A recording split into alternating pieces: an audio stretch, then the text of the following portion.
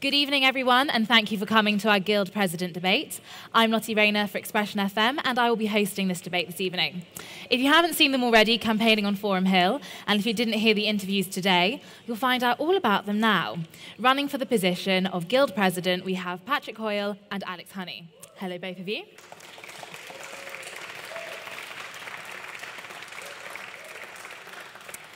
At the end of this debate, you as the audience will also have the opportunity to ask any extra questions, and if you're watching from home, do tweet us at XpressionFM News or comment any questions on our Facebook as well.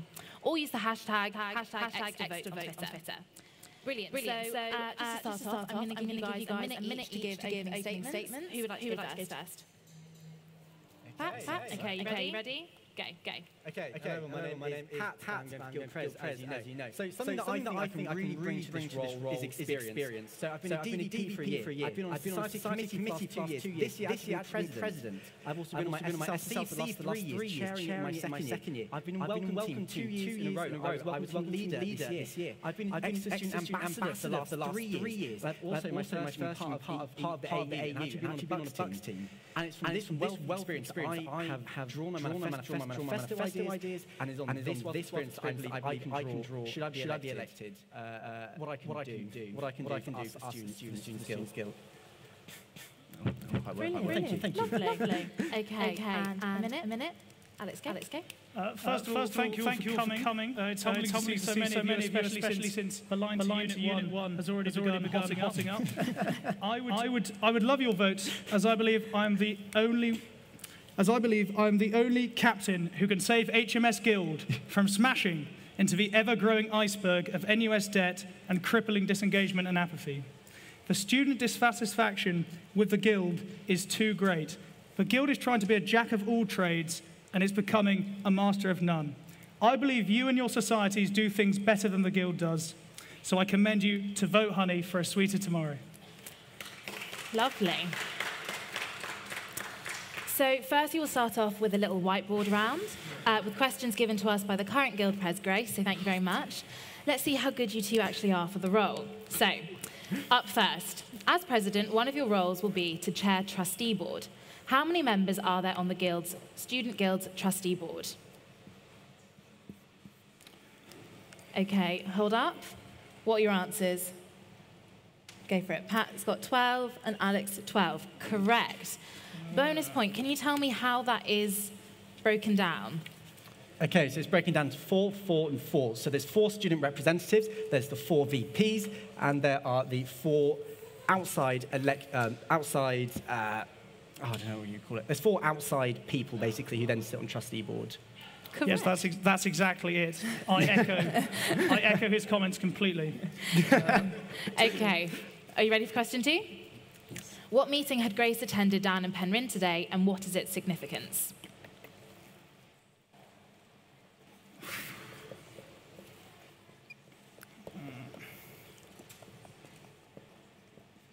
Frantic writing on both sides. This is a rogue one.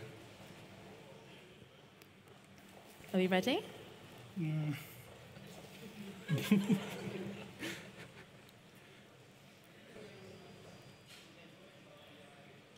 Okay, Pat's holding his. Go for it. Okay, what does yours say, Alex? Cornwall Society, I'm not entirely sure. Okay, the point does go to Pat. It was the University Council. Oh, fair play. And its significance is the fact that it's the governing body of the university. So, question 3. As President, you are the lead commercial SAB and work closely with all the commercial outlets. Can you name how many, and this will be to the nearest 100, please, since September, how many milkshakes the Grove has sold this year? To the nearest 100. Okay.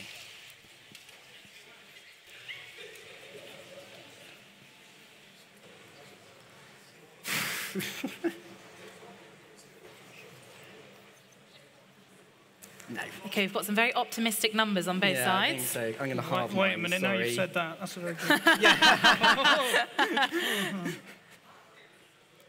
Okay, which one of these numbers are we going for? Well, I've said 2,500, and 1,000 of those are mine. Okay, I like. And how about yourself, Pat? I'm quite optimistic, I think, with 10,000. No. Okay, so it was actually 7,346. So unfortunately, Pat is the closest there. So now if we go for the next one. How many basket meals has the Ram sold? Again, to the nearest 100 since September. I think I'm going to overestimate this. Okay. Because I eat a lot, so...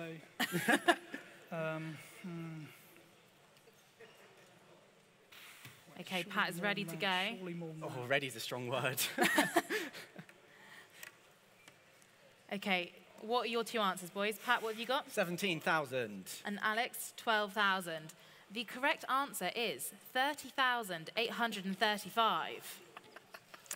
Final one. How many wraps has Kamida made? What? How many? Well, okay, I can take most of those, I think, this time. No. So for starters, we know that both presidential candidates thoroughly enjoy food. Yeah, and one of them manages to burn it off better than the other. It's certainly fair. Less, surely less. This is going to be like 12, isn't it? Okay, are we ready? 12 whole wraps. Yeah, 12. Well, I bought one today, so... Okay, Pat has gone for... 35,000. I'm Okay, and Alex? 10,000. Okay, how many wraps has Kamida made? 34,694. Well done, that was very close. How the hell do you know that? I told you, it's me, it's all me. You're 34,000. Your student loan must be the most... So we're going to go on to question 4. What are the 5 strategic priorities of the Guild?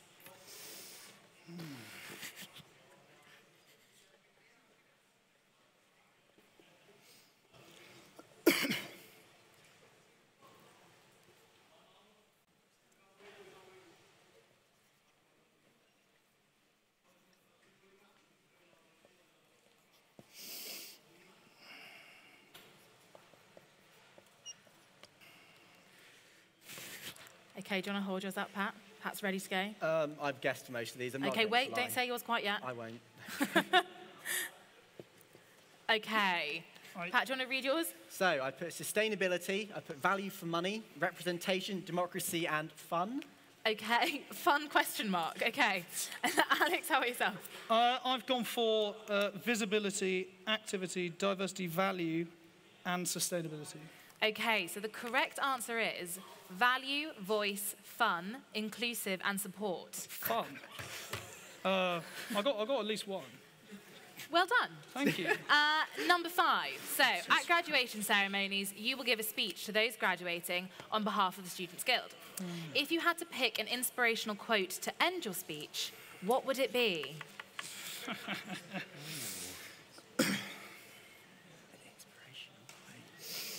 Okay.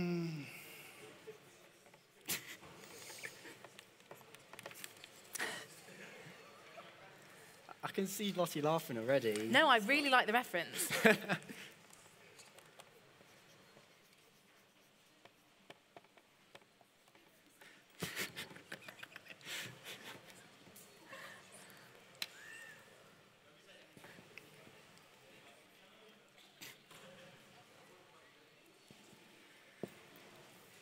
Okay, are you ready? Hold. I mean, good luck reading it. I mean, yeah, can you tell us, Alex, what does that say? Yeah, well, you tell me. It means all things to all people. Basically, I've written, because basically, Expose said I relied too heavily on Churchill, so I thought, let's rely too heavily on Churchill. And I went for never worry about action, only inaction, because I think that's also relevant to this very debate here. So. Okay. I went for the iconic star and legend Lady Gaga. In a room of 100 people, as long as one person believes in you, you will be all right. Both. Very wholesome. I like that. Okay. So that is the end of our whiteboard round. Well done, boys. Thank you. We're now going to move on to... yeah, just leave it on your desk. Okay, so first question. I'm going to go to Alex first, but both of you please do answer. To you, in your opinion, what is the role of Guild President? In my view, the role of Guild President is to represent all students, and it's to not just represent them, but to be their voice to the university. Because there are a lot of things that the university does that potentially most students don't enjoy, don't like, don't want, that go ahead because we do not provide enough of a strong voice on the issue. So I'd say the main job is to represent, but I guess also to lead by example. But representation is definitely the core. Could you give an example of something that you think a student's voice wasn't loud enough to stop? So I think recently the student population has pretty much been out in force against the £600,000 bonus to Sir Steve. And I'd say that it may be a big split in the student body, but I'd say the majority of students think that is unacceptable or indeed unexplained. So I'd at least like a reason for that from the university, which I don't think we've really had. Okay. And how about yourself, Pat? What do you think is the role of Guild President? So for me, when I think about the University of Exeter's Guild President, I think about someone who represents our Students' Guild and can stand at the forefront of this institution and give a really great idea and a really great tone of what our guild is doing and what we're doing for students, and the image we're also presenting outside of our Students' Guild. Yeah, so I think they're going to set the tone within the Students' Guild as well, and that's how I see it, as a representative figure, but also someone who resets the direction and the tone of the guild. And what do you think your direction would be as Guild President? My direction is one of proactivity, definitely, because I think for a number of years now, for whatever reason, the guild has sat back a little bit and waited and been in a position where it's had to wait for things to happen and then to deal with those situations when they come to light. And for me, a real priority is to shift that and to actually start moving forwards and really driving to prevent things from happening rather than just having to sit on the back foot and dealing with them when they do.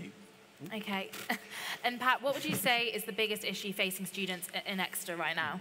So if anyone read my expose, little piece, I highlighted what I see is the intolerance and discrimination that is present on this campus, and I believe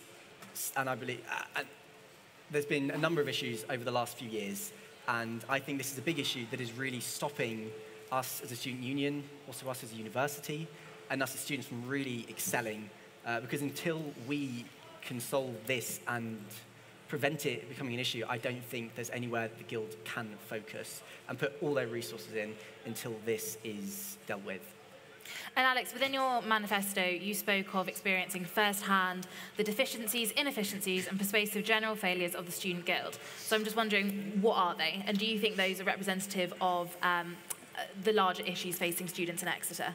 So first of all, I'd like to clarify that. I think the guild staff are fabulous. I've dealt with a lot of them over my time, and I think most of them are fabulous people and work very hard.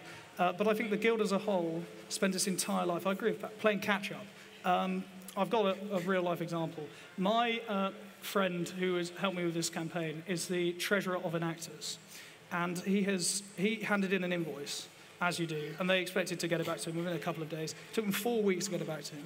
And this is sort of a disgraceful amount of time to take to do something. And I think whilst you've got this sort of massive chasm between what the guild thinks students think of it and what the students actually think of it, because most students, if they think about the guild, they think inefficiency, bureaucracy, it suffocates societies, which is actually not what the staff want, and it's not what I want.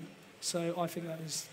Well, it's interesting that you'd mentioned that because both of you obviously talk about quite serious issues within the Guild.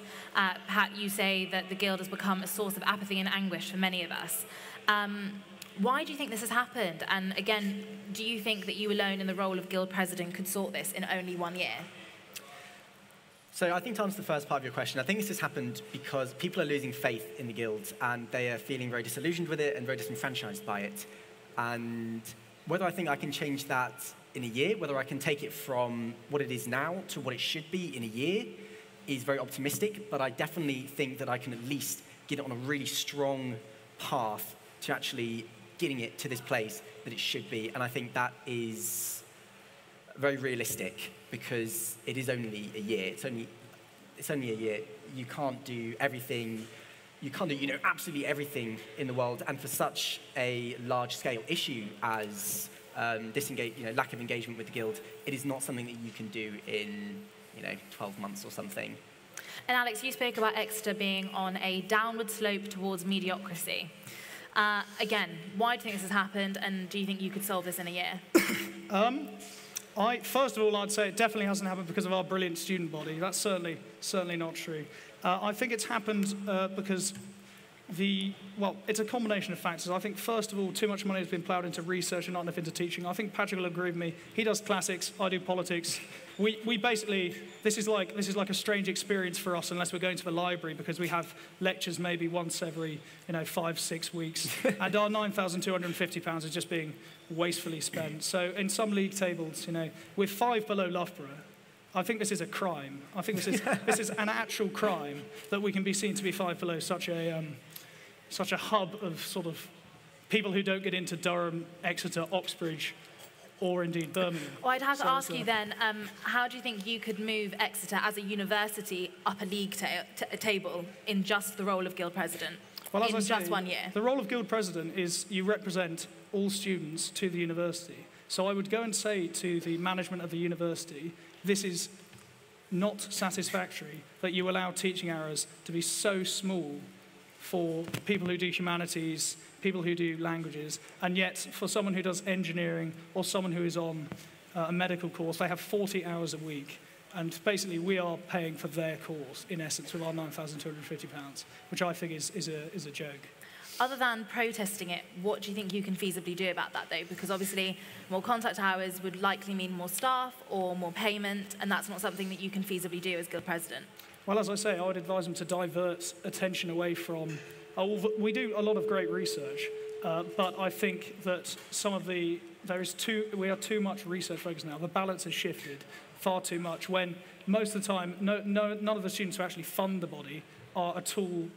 Give anything about the research. They only want a good teaching experience. So I would make that very clear to the guild management. And then it's their choice. If they choose to ignore me, then I suspect we would have to do it as a student idea. But Can I just say that I do actually really agree with that point about how we didn't have many contact hours in yet the university. We're paying all this money. So I think something to deal with that that's quite interesting might be to engage with the Augur review, which has just come out, where they're looking at potentially changing how much people are paying based on which degree course you're studying. Obviously, there's going to be very interesting implications for that. So if you do humanities and it is going to be cheaper, what detriment is that going to have on the quality of your degree and how the quality of your degree is actually viewed outside of your university experience? But I agree with Alex when I say there's definitely things that can be done about this, and I agree that it is actually a really interesting issue. So as Guild President, you'll be working with the DVPs. How would you ensure you work with the DVPs effectively? So what has happened this year, I've been a DVP this year, and my sort of answering VP, as it were, is Rose. And Rose has been absolutely brilliant because I have meetings with her very regularly. She's always very, very easy to contact. She comes to a lot of the meetings that I chair very, very regularly. So she's such a brilliantly present figure, and that is something that I would love to take forward should I be elected. Always being a very present figure and keeping really good contact and providing whatever support should they need at all times. Well, as much support as I can give, really. And how about yourself, Alex? Yeah, so I echo Pat's sentiments there, but I'd also say that you need to concede ground to them on some issues. So they are specialists in their fields. Once they've become DVP, they will know more than you about that field. You are the president. You will cover so many issues all the time, and you cannot be an expert in them all. So I'd say that you need to work together with the DVPs on their mission statements, unless they are directly opposed to what you would like to see. So one academic year obviously goes by quite quickly, as you said. Both of you, well, certainly Pat, you've got a lot in your manifesto. But for both of you, how would you prioritise your manifesto around trying to work it all into one academic year? Well, something that I focus on a lot of my manifesto, as other people might have noticed if they read it, it's very broad in scope. And that's because I really believe in the idea of collaboration, working with the other VPs, working with other DVPs on cross-sabbatical position projects. And so I think that is very much a way that a lot of these things that, for example, that I want to do have a much greater chance of getting done, because I cannot sit down on myself and work through 12 manifesto points completely in isolation, because there is a lot there. So then that allows me for ones that I'm very, very specific, that I'm very, very keen on, that are much more specific to my role, such as like a crossing the basic Forum Hill, like that kind of stuff. I can really prioritize that if my other manifesto points, I'm working in collaboration with other people who have a stake in those areas. And would you say there's one manifesto point in particular that you most want to see come into action, or is one there you'd want to put into action first? I think the one that I'm most passionate about is the idea of putting a crossing at the base of Forum Hill, because that's what inspired me to run, actually, for this position. I came in as a first year, and I noticed that I thought, this isn't actually, this isn't that safe. And I thought we should probably prioritize student safety a lot more. And I've been thinking about that over the years, and I discovered, I could run for this position, and that gives me a platform from which to actually introduce something that I think this university and this guild is missing. And so I think that's the one I'm most passionate about, and that's the one that I really, really would love to see happen. And who would you be contacting to make this happen? Would that be through the university or through Exeter Council? So it's actually a bit of a mixture. So I've done a lot of research into this already, and I've actually spoken to the director of the Exeter University grounds in Parks, and I had a chat with him about the feasibility of this idea, sort of what's going on at the moment behind the scenes in regards to how the grounds are run. And he actually talked to me about the fact that the university is planning to do a lot of work actually on the grounds in regards to the roadways and the road systems at the university. And so from that discussion, it became quite clear that adding on what, in the grand scheme of what is happening, is actually quite a negligible addition. Just a crossing at the base of Forum Hill is actually going to be quite possible. Okay. And how about yourself, Alex? Is there anything that you want to prioritise? So first of all, if you wish to see an extended version of my manifesto, it's straight up on my Facebook page. It's like 700 words or something, so I couldn't have feasibly put it on the Guild website, but hey-ho. So I think that there is a bedrock underneath every single pledge both me and Patrick have made, and that is democratic engagement. It is the foundation of any power we have. It is the only reason that anyone would listen to us is if a lot of people have given us a mandate. So without this, anything we've said may well fail, because they can simply point us and say, you've only got however many percentage of the student population behind you, you don't represent the students, which would be a feasible claim, which is why it's so important for you to get out and vote. I don't really mind who, well, obviously I'd rather you vote for me, but as long as you get out and vote, that is the crux of the issue. So I'd say, and that allows you to be seen as a voice of the students. And I'd actually say when it comes to manifestos, less is more. So I have 4 very, very simple to understand pledges that any student, no matter how much you know about the Guild, you'll be able to understand, digest, and I hope empathise with. And these can really be achieved fairly easily in some areas, I think. I think some criticisms of your manifesto could potentially be that it's almost too vague, because it doesn't say necessarily what exactly you're going to do. You say to cut bureaucracy. Okay, how are you going to cut bureaucracy within the Guild? So could you possibly go into more detail on how you would achieve these? I mean, I have the full manifesto here, so I could technically just read it off if that would help. I think probably just talking through each point, maybe. Right. Just going into how you would go about it. So basically, I have 4 key points. The first is to increase student democratic engagement. So as it stands, we're on the 4th day. It feels like the 4th month, but there we go. I'm sure it feels the same for Patrick. But essentially, Honestly has 3 times more likes than the elections have voters. Now, if you think this is a sort of disgrace to our democracy, I would say that it's so easy. We say it's so easy to vote, but I would make the process 1 click. So currently you have to go through 3 clicks, then you have to vote for God knows how many positions in a row, and then you get asked, oh, academic representation, would you like to vote in this? And I'm like, I've been on the Shadow Council for 6 months, I'm not entirely sure what it does. So not really. And then the second part, the second part of that would be a referendum on the NUS. And people say, oh, there's only been 3 years since we had a referendum on the NUS. But in that 3 years, the NUS has accumulated massive debt. And also, because of the nature of universities, 3 years ago, the vast majority of you weren't here. So you haven't had a say on our membership of the NUS. So I think that is fair, especially since we send 52,000 there, and it's got a pyramid system whereby as soon as the NUS falls, which I suspect it will, the burden will come on our guild, and our guild will fall. So if you want to preserve your democracy, I suggest we have a referendum on the NUS. Okay, so thank you. So just going through your manifestos, have you checked your manifesto points with Grace and potentially others within the Guild to make sure that it's feasible? Patrick, I know that you talk about, I'd like to know, have you asked the appropriate people about the Lemon Grove and the Grove Diner, things like that? Yes, I have actually. So I think the 2 points that people are really going to flag up about this, have I spoken to relevant people? So with both the idea of refurbishing Cornwall House and introducing a boot-style drugstore on campus, I've actually had quite a few discussions with the head of Guild Commercial, which have been really, really interesting discussions, very, very useful. And in regards to the Cornwall House refurb, I've actually been part of a focus group which has actually looked at proposed plans, proposed ideas, what are the weaknesses, what are the strengths of these ideas, how can we bring these forward, how can we move these forward from a student perspective. And after a lot of the research I've done, I do believe that a lot of these ideas are genuinely very feasible and they are very, very possible. Because if I didn't believe that I could do these things, and the university and the Guild could do these things, I would not put them on my manifesto. So if we could just talk about the Grove Diner for a moment. The Grove Diner has just been refurbished. It hasn't really, so it's on a 10-year lease, it has to pay rent. It's currently on its 5th year and it's not made a profit for the past 5 years. So as an outside perspective, I'm wondering how would they actually be able to afford a refurbishment?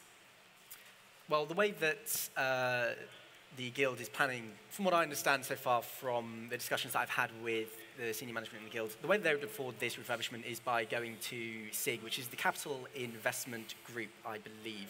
And they basically get the money from them, and then it would sort of be paid back. But there is accessible money. They've been going through the university. They've been making a bid for this money, and there is every chance that they're actually going to be able to get this money. A lot of work has already been done, has actually already been looked at to actually get hold of this money. So there's every possibility that it can happen. And I think with a very strong student mandate behind it as well, this idea is a lot more likely to actually become a reality. And I know that you also talk about making the food more inclusive, Yes. But the Grove Diner actually just changed their menu last year to be more inclusive. So what else would you like to see? Well, I did notice that it had changed. I've been a regular Grove goer for the last 3 years. I do love it in there, to some extent. But there is still not enough variety, I believe, in a lot of the options. So when my friends who are vegan, my friends who are celiac, when they're going, they still cannot find things that they can eat there. And I think that is definitely putting people off. If it's able to market itself as a place that is very, very accessible to all dietary requirements, then I think that will absolutely help boost numbers and help boost profit for it. Okay, thank you. And Alex, I just want to ask you, in terms of cutting bureaucracy out of the Guild, to what extent are you hoping to do this? And have you spoken to the correct people in terms of how you would go about cutting bureaucracy? Well, on my team, I have a number of very experienced people within the Guild. So I've got trustees, I've got people who have been SSLC chairs, things like that. And I think it's very much possible to cut bureaucracy, mainly because the Guild itself would love to cut bureaucracy. They want a much better image. It's not hard to notice that the people in the Guild are lovely people. So they just need to improve their image. I think the bureaucracy is the main reason people don't vote in these elections and don't care about the Guild, because there's one thing that puts you off. It's just that it'll waste your time. So when you're saying cutting bureaucracy, is that only in terms of voting?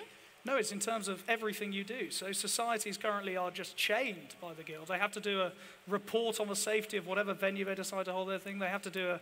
Okay, so how would you rectify that?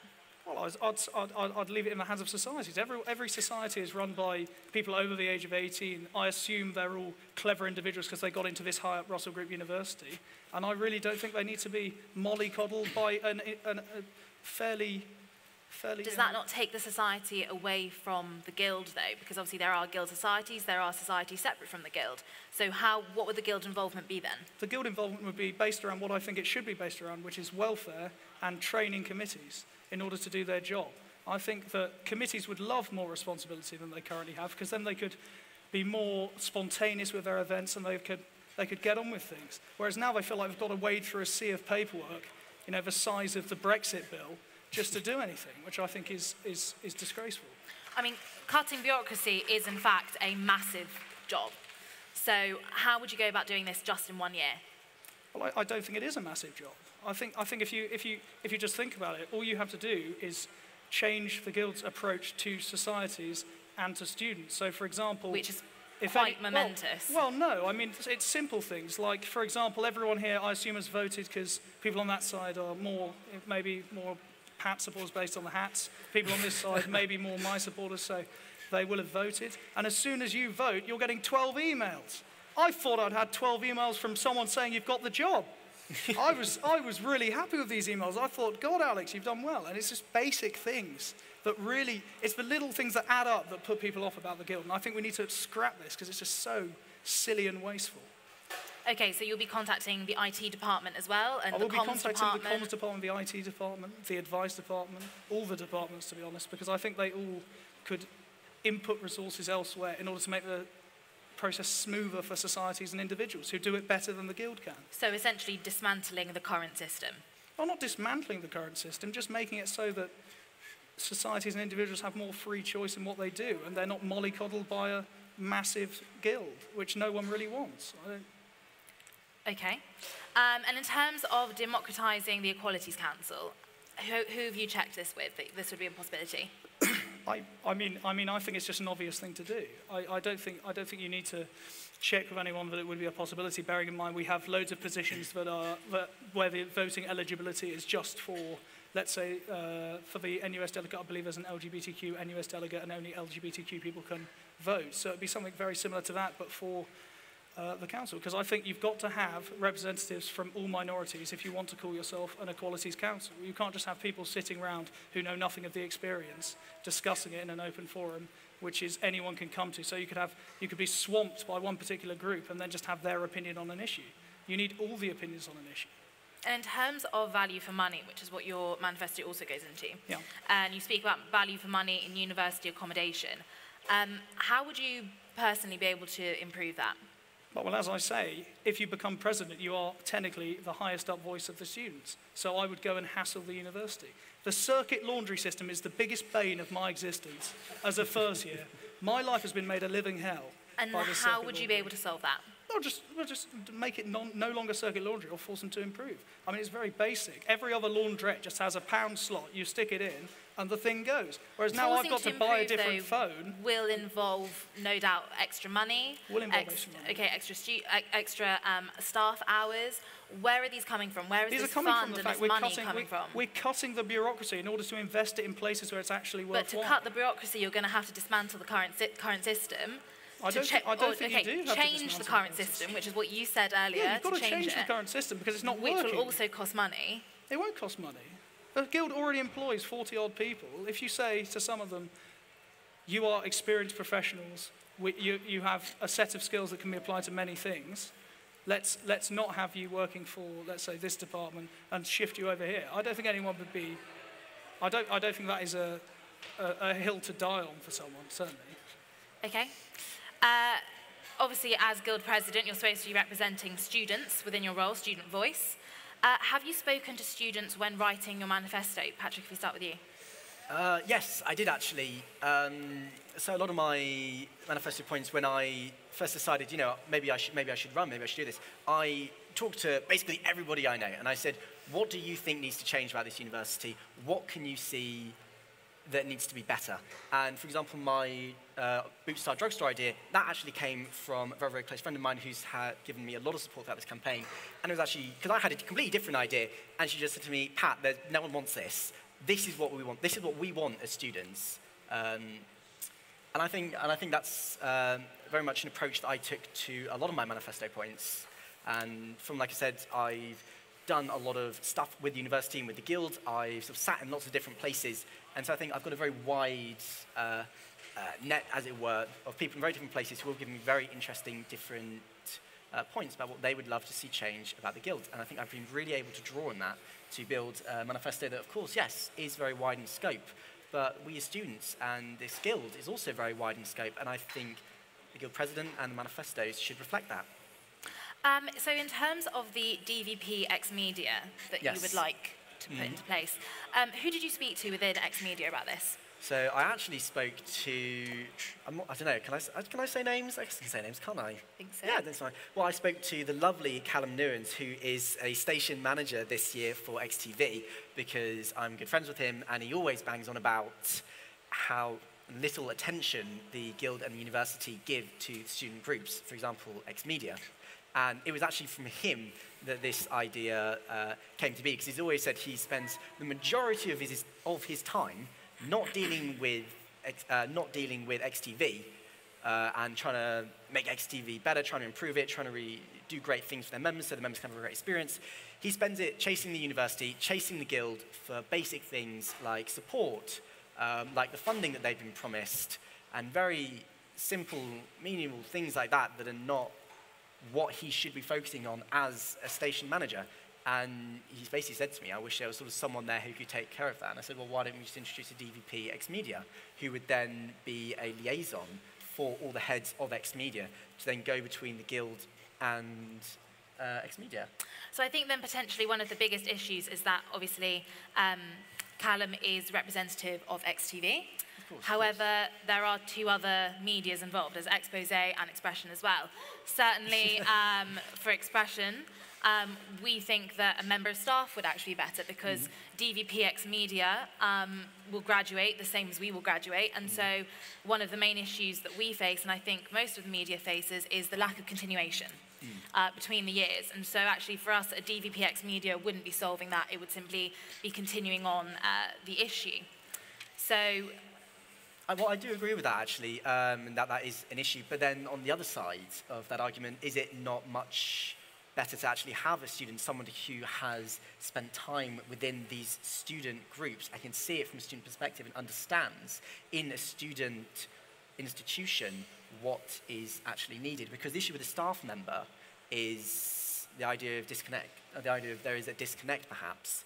But I definitely agree with that point. But then perhaps another way to deal with that as well would be really effective training. If there's a very effective handover between each DVP, which is something that hopefully is being implemented this year for the DVPs, and I've pushed for in my DVP role, because I think as long as there's a handover, you can ensure continuity. Okay. And Alex, you said that you want to give students better value for money with regard to Guild facilities and university accommodation. Can you explain this and why you think it's necessary? Right, so I think in terms of Guild facilities, I think we can all agree most of them do quite a good job in terms of value for money. So I had a burrito, it cost me £4.50, fair play, lovely. But in some areas, Guild facilities are certainly, I think, overpriced. In terms of the Guild shop, I think the Guild shop has some things that are really good value and some things that are terrible value. And I think it should run at the RRP or less for everything, because essentially it has a monopoly on campus except for the marketplace, which again I'll come to in a minute. But I know the marketplace is not Guild owned, but we can at least have an influence over who gets the contract based on, I mean, it's leased out. And I've dealt with a lot of leasing law in my life due to various property enterprises that have gone wrong. But basically, we can definitely lobby for a much better lease of the marketplace in order to get better value. And in terms of university accommodation, I think that some university accommodation is just ridiculous. So for example, I was in a double room. As soon as my roommate left, because I smelt, we both had double rooms then, and we each had to pay £300 extra for that double room, whereas for a single, I would have had to pay £300 less. So it seems like there's a real discrepancy in terms of value. Because if I'm sharing a room with someone, I expect to pay it at a maximum, like 2/3, half the price. And that's the case for hundreds of people, which I think is quite archaic in the 21st century. But when lots of us chose not to choose a shared room, lots of us got put in a shared room just because the university accommodation hasn't really adapted. And it's not very big, a double room, especially not for someone of my size, I tell you. It's not very big at all. And the fridges aren't big enough.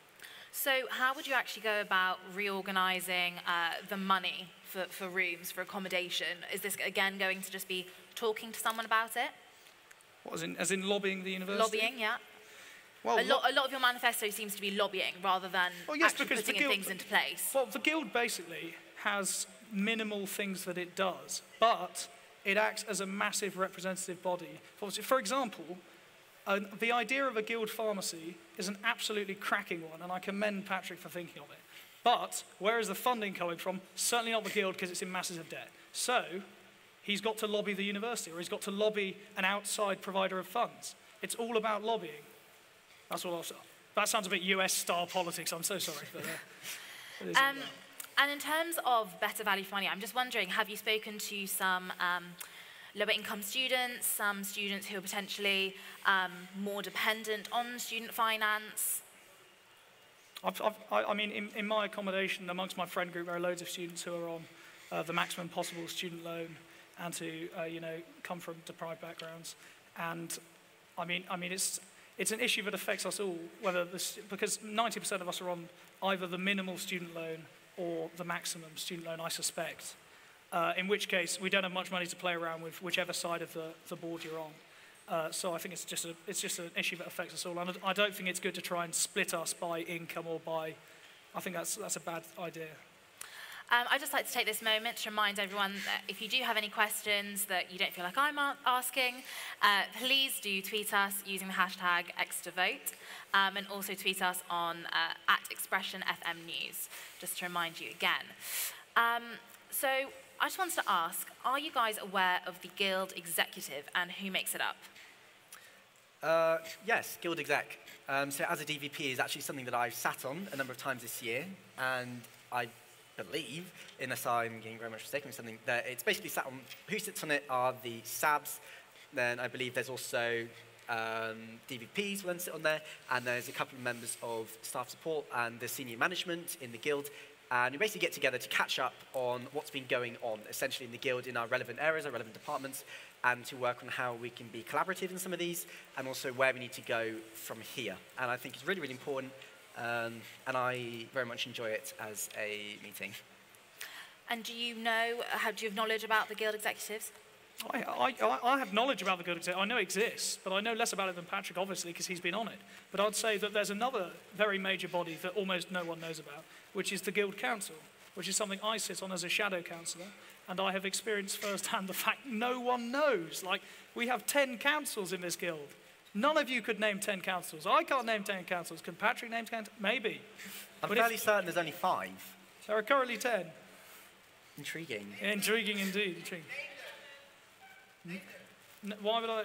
I said I can't name them. Why would I? I sit on 2 of them, yeah, but I can't name 10, so I'm not going to. I'm not going to name 11 either. It's 11. Oh. Or 12, or 20, because no one knows more than one, I'd say. So how would you go about solving that? Oh, we need to, basically, the email as a currency has been driven into hyperinflation by the Guild.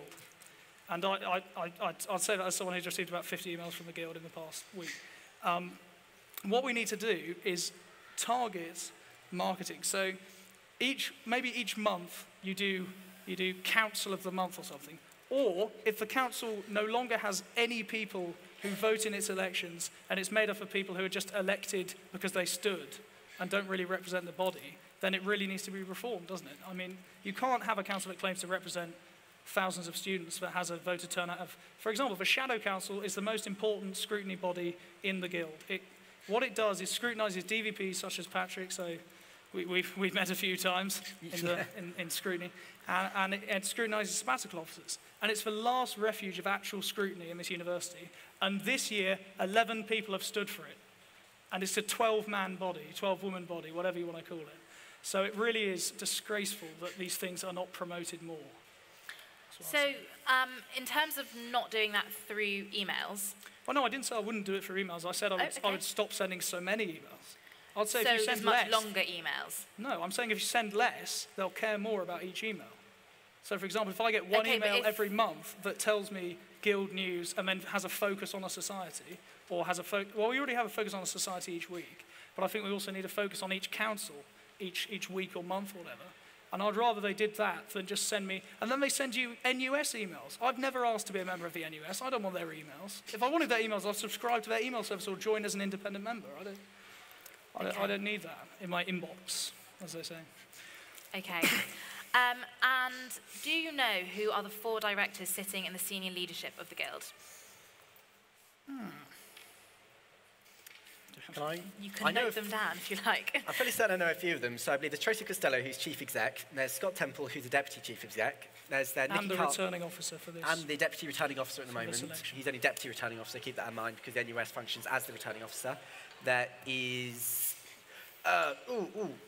Yes, there's Nikki Carter, who is the director of commercial. There is Rob Bending, who is one of the main directors of finance. How many have I named there? Four. Well done. There's a fifth one there, isn't there? Yes, and I'm not sure which one that is. No, Rose is shaking her head. Apparently there's not a fifth one. Just four. Stick with four. Is there just four? Four. Cool, easy. Well done. Okay.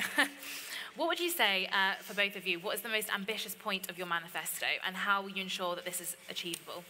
The most ambitious point of my manifesto, as many people have rightly pointed out, I've seen a few cheeky posts on X, honestly, is absolutely my boot-style drugstore idea. But because I knew that that was going to be the most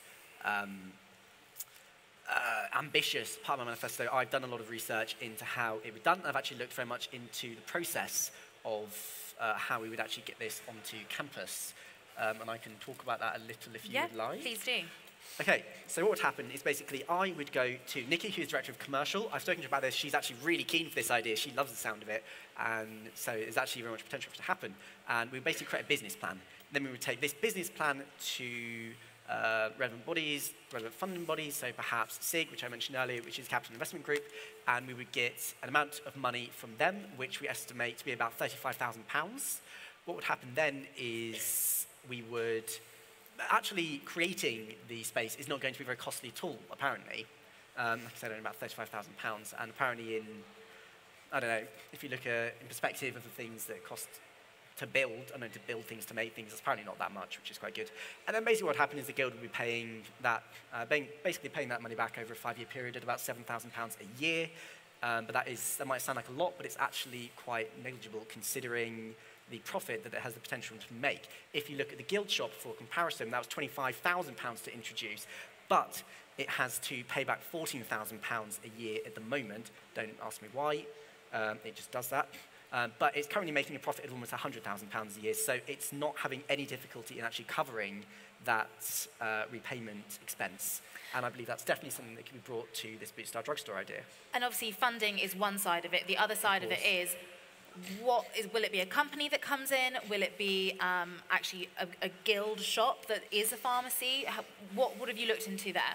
So we've looked at a couple of options. The first thing we looked at was doing a pharmacy, but we decided that a pharmacy is actually going to be because there is a very specific distinction between a pharmacy and a drugstore, actually. There is a distinction. Pharmacy would have to sort of apply for licenses and that kind of stuff and have sort of trained professionals and whatnot. And that's not something that I think the guild necessarily needs, because it would not provide much more of a service than a simple sort of boot-style drugstore could. There's very little discrepancy in the actual services, just sort of in licensing. So for boot-style drugstore, it would be, the plan would be to have it as guild-run, sort of guild-owned. There's already possibility of supply chains. Supply chains already exist out there. Me and Nikki did some research on this, and we can tap into those very, very easily. What was the rest of the question? I've gone on a tangent, I think. Simply, had you looked into it? Which yes. I think from the answer, yes. I have looked into it. Brilliant. Like to quite an extent. So, Alex, what would you say is the most ambitious point on your manifesto? Well, first of all, to Patrick, I'd say that I love his idea of a pharmacy. But I'll just put a word of caution in there, that there are so many struggling facilities the Guild currently operates, that to add another one is potentially very, very strange idea. What do you believe is struggling? Well, you just said that a few shops haven't made a profit. So, that's surely the definition of struggling.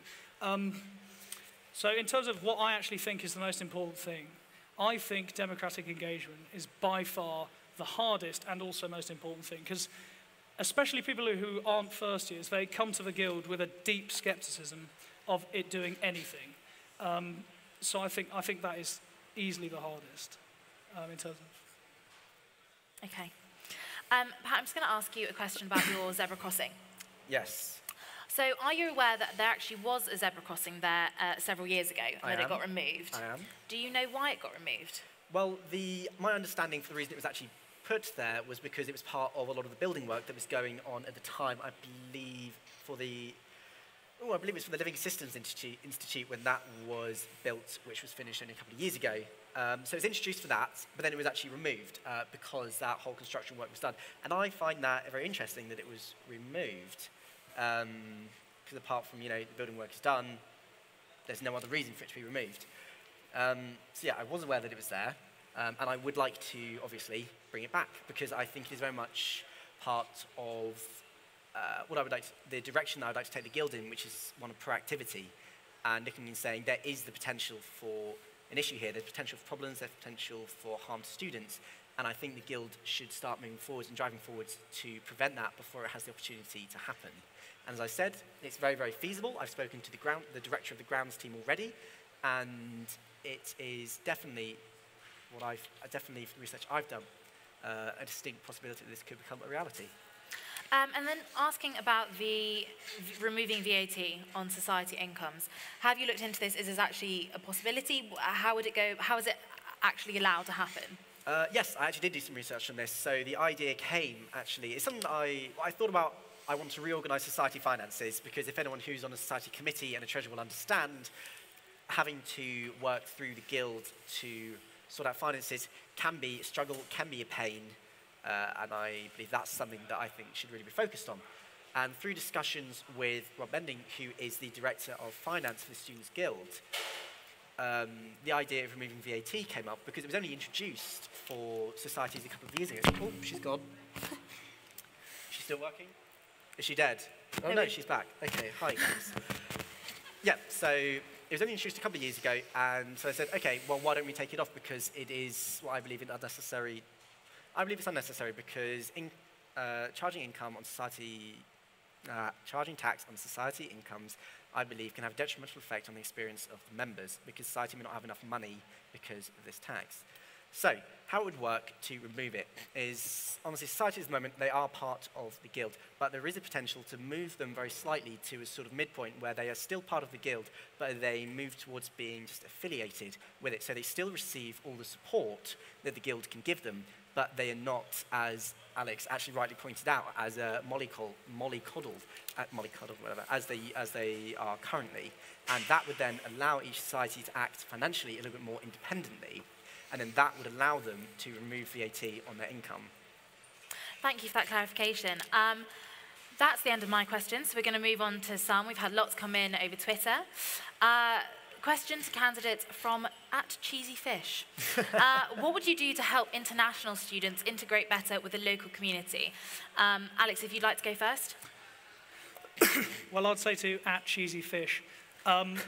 I have actually, as part of my campaign, I have tried to connect with as many members of the Into community as possible, because I think there is nothing more daunting in your entire life than leaving your home before you're an adult, really, and spending 3 years in a foreign country, doing a different degree with a different culture, etc.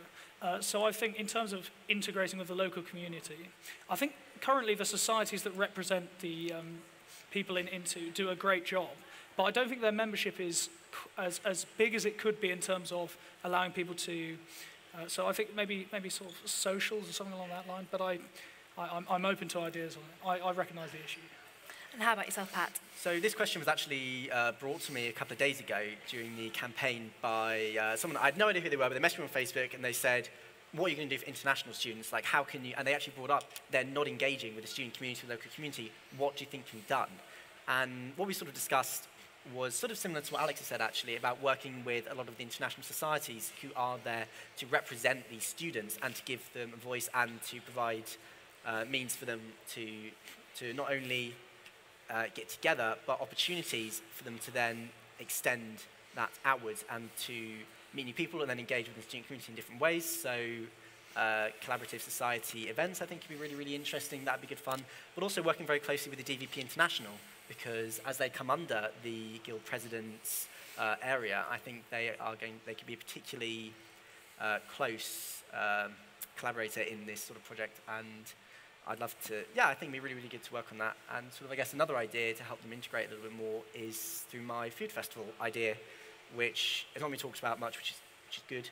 More important things to talk about, sort of, anyway, I'm digging myself a hole. Yeah, and I think that could really help to showcase what these international students, what cultures they are bringing to Exeter, and how other people can actually engage with them. So it's not relying on international students to make the effort to engage. It's encouraging people who are already here, non-international students, to then go and engage with international students. And so that we're not putting all the expectation on international students, and we're saying, no, we can work and do some of this as well, and we can help you. I think, Alex, just there was an important clarification in what you said as well. Into is not international students. Into is actually only exchange students. So your idea would probably only work for exchange students, and more would have to be done for international students. Moving on to another question from Twitter, from Kerence. How will you deal with any opposition to your policy ideas from guild and university staff? So Pat, if you'd like to begin on this one, please.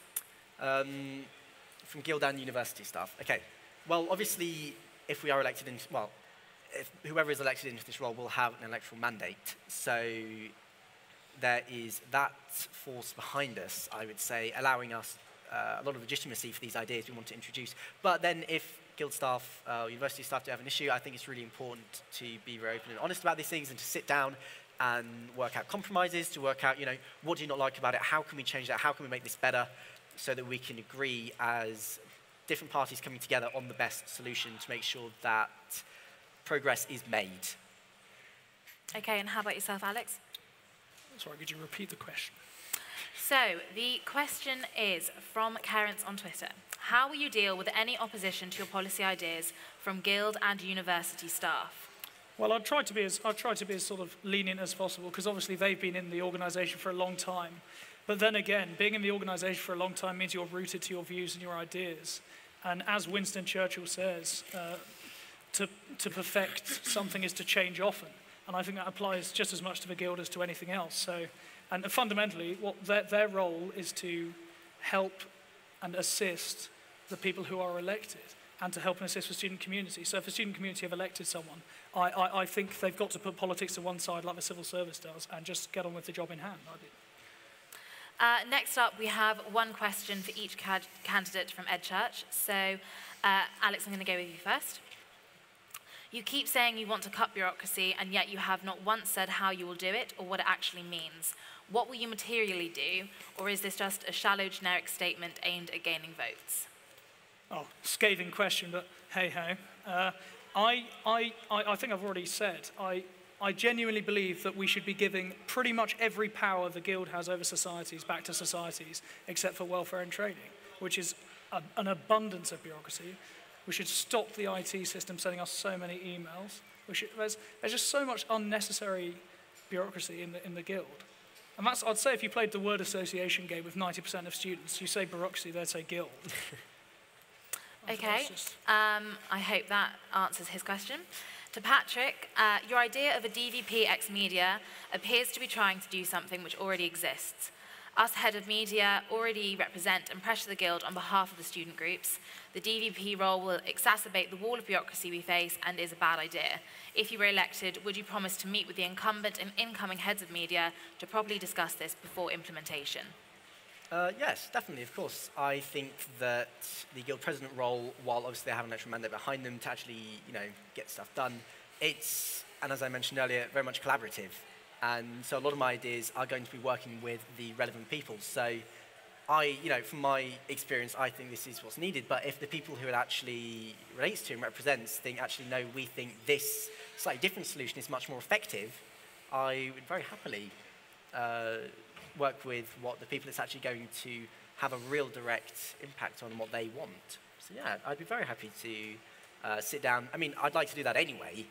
Should I be elected, to sit down with the heads of X Media and work out, what can the Guild do for you this year? What do you need? So from Neha Sharji, the next question on Twitter. Alex claims to want to cut research funding, but also to improve the university's rankings to beat Loughborough. How is this not contradicting himself, or does it not show a lack of understanding? Right, so as far as I'm aware, university rankings are based on a combination of various factors. It depends which one you go to. So The Guardian base it mostly on student satisfaction, whereas other places base it mostly on research quality. And the place I would want to overtake Loughborough in is teaching quality. I think the balance has been badly struck, and that's why our ranking's gone lower. I think the balance is poor in terms of the fact that many of us do not get anywhere near the teaching hours we deserve or need, whilst our professors spend the vast majority of their time in the humanities doing research, when they may well wish to teach more. So I think we could gain more than we could lose in terms of reallocating funds. And can I actually ask, what's the obsession with Loughborough? Why are we comparing ourselves to Because Loughborough? Loughborough is our nemesis in almost every sense.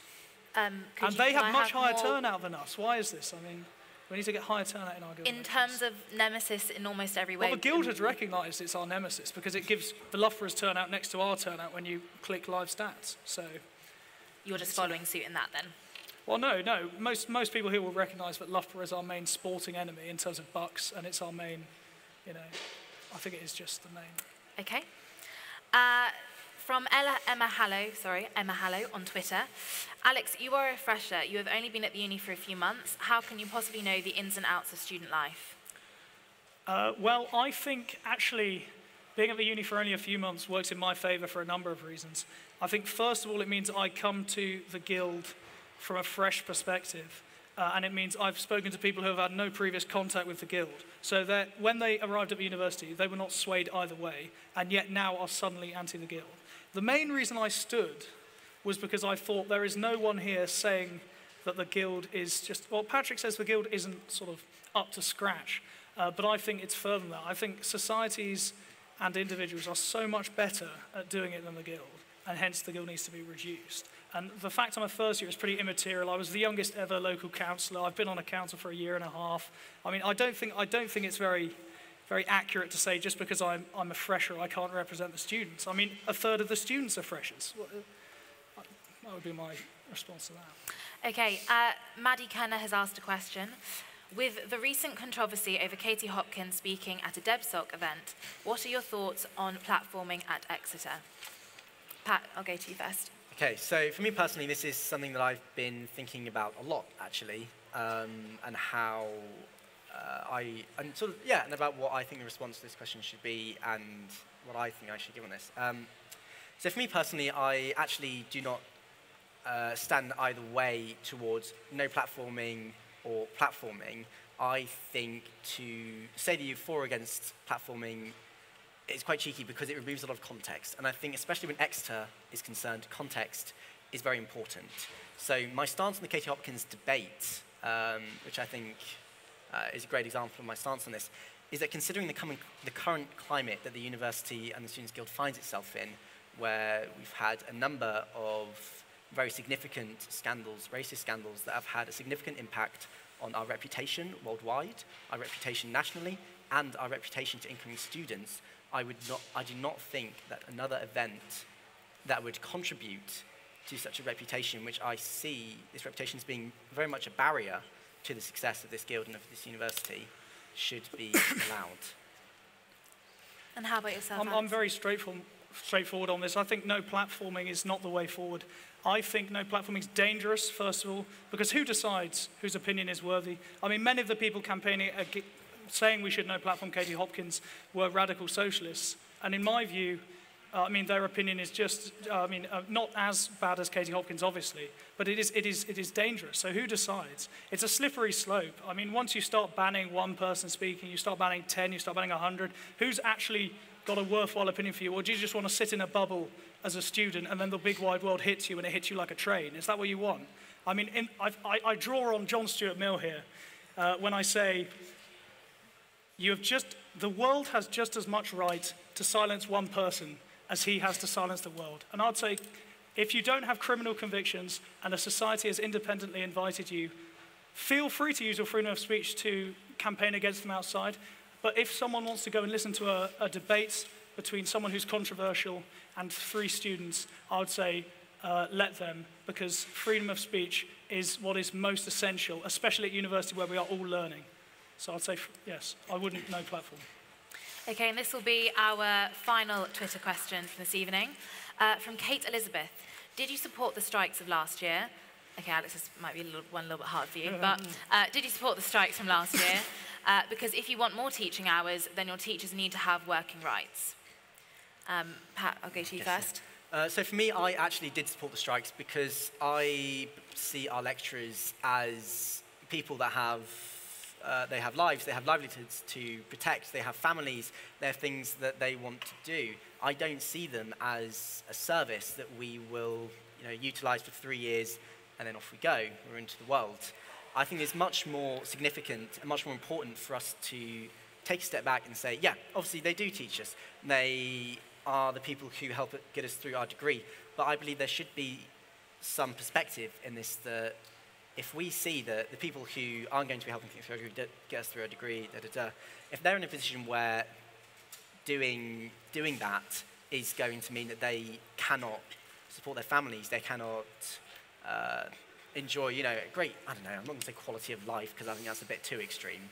But if they cannot live their lives as they want to do, and they cannot support themselves and their families, then I think as students we should step back and say, I support you and I will help you. You give so much to us, why don't we try and give something to you back? Why don't we try and show how grateful we are that we have you? And how about yourself, Alex? Well, although I wasn't here, I think I can still say a few things about this. So first of all, I'd say it's not the place of the Guild or Guild staff to decide. I would say that insofar as if the Guild did have a stance on strikes, it should be by referendum alone, not by the views of any one member of the sabbatical team. So I personally wasn't there, so last year I can't really comment. But I would say that lecturers should always be allowed to make the individual choice for themselves, because last year, lecturers crossing the picket to go and teach their classes because they didn't want to go on strike were harassed. There was an incident of someone being spat on. I mean, it's a disgrace. So it should be a lecturer's choice whether they back the strike or not, and I wholeheartedly support their right to choose. So. Okay, and that closes the Twitter questions for now. If there are any audience questions, we will send a microphone into the crowd. If you'd just like to put your hand up. We've got one straight going up over there.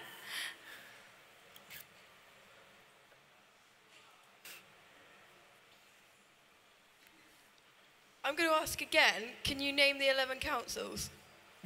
And I'll say again, no. I mean, what do you... Anyone? No, I can't. I can name the ones that I've been on are Shadow Council and Guild Council. And then you've got the SLLC Chairs Council. And then there are a few others, but I can't name all 10, no. So, please feel free to ask the same question to Patrick. I doubt anyone here can name all 10. I can name the 5 student councils, and they're the ones that the Guild president is more generally involved with. And obviously that's Societies Council, it's Equalities Council, Democracy and Governance Council, it's Guild Council, and oh no, I've missed one. Shadow Council. That's it, Shadow Council, that one, the important one that I do help with at the moment. Yeah. They're the main 5 Guild Councils, and there's a selection of other ones, which I assume you're referring to, with 11. Oh, there we go. Those are the others. So yeah, that was St Luke's and the PGT councils as well. There we go. Thank you. There's a question behind. Both sides have mentioned about a on-campus sort of drug-style store, and I was just wondering sort of how necessary this really is, judging that it's not very far to go to one of the many pharmacies in Exeter if it's really needed, and you can, if you so wish, use the Exeter, the doctors on site. You can have your prescriptions ordered to there as well. So I was just wondering why we feel the need to go to, it seems quite a lot of expense as well, to put a Boots type thing on campus. No, I think that's a really fair question, actually. So I guess one answer to this is that we pride ourselves on being a comprehensive campus university, and we're really going for that. I mean, we're building more student halls to ensure that every single first year is going to be living on this campus. And the one thing that I feel this campus is missing is a sort of Boots-style drugstore that would essentially complete how someone could, I guess, live on this campus if they wanted to. But also, furthermore, so for me, where I lived in first year, it was, 20-minute, half-an-hour walk into town to Boots. It was all right. But then if you're going to people who live, say, all the way over in Berks, all the way over in Durryard, it's taking them, sometimes 40 minutes up to an hour just to walk into town. And if that's just to get some basic toiletries, which they can just do a 5-minute, 10-minute walk onto campus to get at potentially either the same or a cheaper price, I think it's quite obvious for a lot of them where they would potentially go. And I think there's absolutely an opportunity there to tap into, essentially tap into a market. Yeah, Boots is in town, but why not build one on this campus, and perhaps tap into some money, some profit there that the Guild can use. Alex, do you have anything to say on it?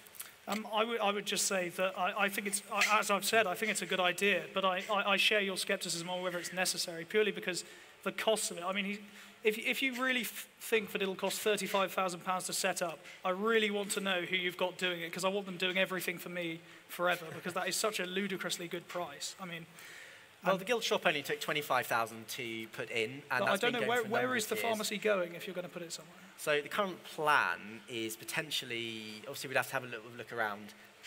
People are pointing at Pret at the moment, I think, or they're pointing at NatWest. No, the potential plan actually is to pop it where Santander is at the moment, because there is the discussion of Santander moving, and that would be an ideal space. But there's a few others that are potentially looking at where NatWest is. There's potentially the idea of looking at where the back of activities used to be. I think there's definitely the opportunity for space on campus. It would just be going into discussions with the Guild to work out which spaces do we think would work best. And I think there's definitely possibility, there's definitely opportunity for it. Is there another question from the audience? Yeah. So Guild President is the hardest job on campus, in my opinion.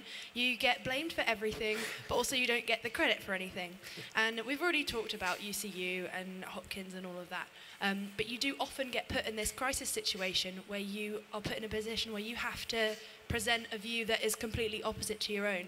How do you think that you would approach that crisis situation and having to represent the entire student body, even when it doesn't represent your own views? Well, could I? Yeah, go for it. First of all, I don't think you have to represent a view that's totally different to your own. I mean, I don't know. Could you give an example of when you would have to represent a view that's totally abstract from your own?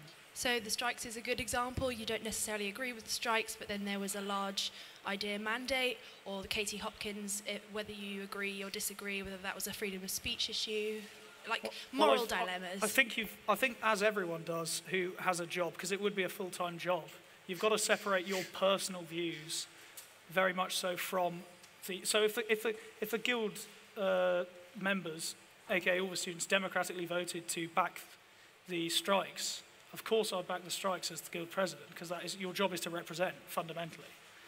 So I think that would just be it. Very much... Oh, sorry. No, keep... I was going to say, very much like Alex has just said, being Guild President is about oftentimes putting aside your personal beliefs and working to what you know the students want. So, say if strikes do come up again, I do very much like the idea of trying to consult students a lot more than has been done previously, and to come to a very informed and educated answer.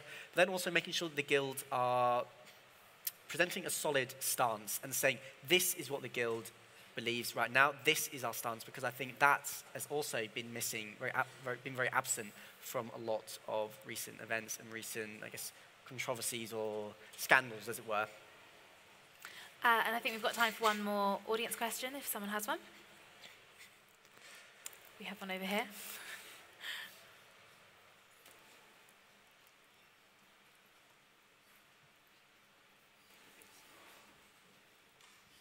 Thank you.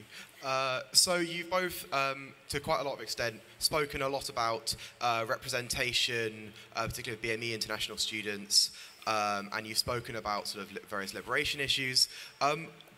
But I think something I'd like, and I think a lot of other people would like you guys to touch on more specifically, is what you as Guild President would do. Would you take any sort of specific action to prevent something like the Bracton Law scandal happening again on campus, or at least trying to root out the kind of issues that led to that in your tenure as Guild President? So for me, personally, I think quite a tailored answer to say to the Bracton Law Society issue, I think it comes from much better training for societies, and I'm actually part of a group at the moment creating new equality and diversity training, sort of about sort of breaking down barriers. I think it's really, really interesting, and I think it's very, very necessary. And if that's going out in a very effective way to all committee members, they know what they're doing, they know who to talk to, they know what steps to take, and what action to make. But I think it's also about the Guild President, being very, showing solidarity with the students that they represent. And how about yourself, Alex? Well, yeah, I would echo those sentiments. I mean, to deal with something like the Bracton Law Society is almost, from my perspective, very, very hard, because on the one hand, you've got, you know, that's a private WhatsApp group. What can you actually... I would say changing perception is probably quite important. And the fact that everyone here, when you're in your societies, you are representing the university, whether you know it or not. And I think that should be really kept in people's minds. But it's a tough one, because it's a question of how far can you go with sort of invasive measures. And I would rather the Guild not be as big. So it's a balancing act, I think. Okay, we've had one more question come in from Twitter. What would candidates do to try and combat the totally hostile housing market in Exeter, which is pricing out the majority of students as rent increases year on year? Alex, if I could go to you first. Well, I guess I'm getting a bit like a sort of a broken radio here, but I'd say lobbying. Lobbying is the answer, because there is nothing you can do as Guild President in terms of private rent agreements, etc. Because most of the property you will go into is private or owned by associations, and housing associations tend to be, in general, very hostile to any idea of lower rents for obvious reasons. So I think you've just got to really approach them. Or the uni creates more housing. I mean, it's one or the other. But I would much rather the private investors who own most of the housing in Exeter face up to the fact students do not have the funds to pay such ludicrous. I mean, I've just had to get a house in October. I had to get a house in October for my second year house. I mean, it's so early. It's such a, mainly because I don't want to walk more than 10 minutes, but that's beside the point.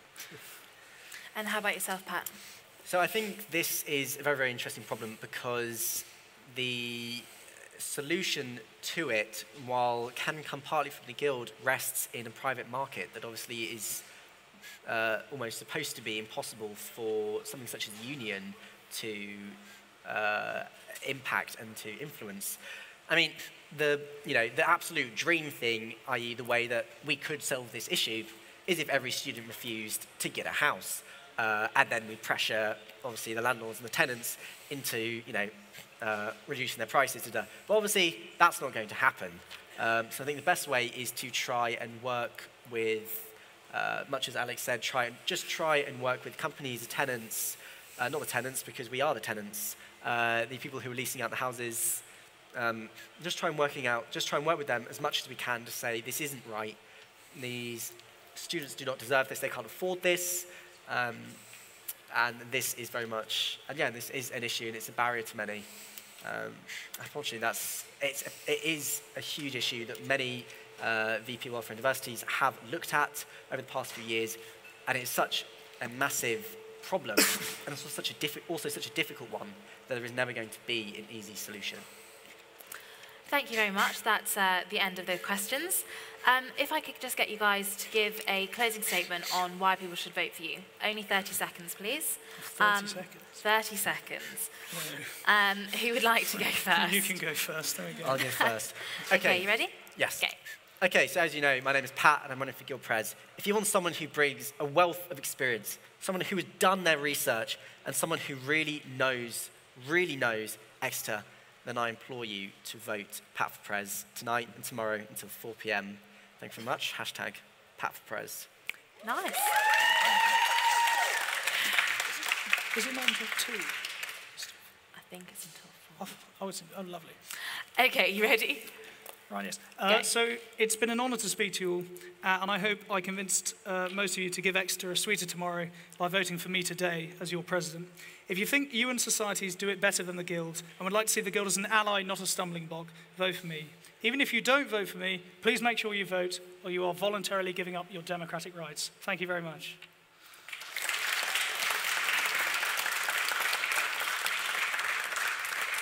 And that brings us to the end of this debate. Thank you very much for joining me and the boys for this Guild President debate, our final one of the week.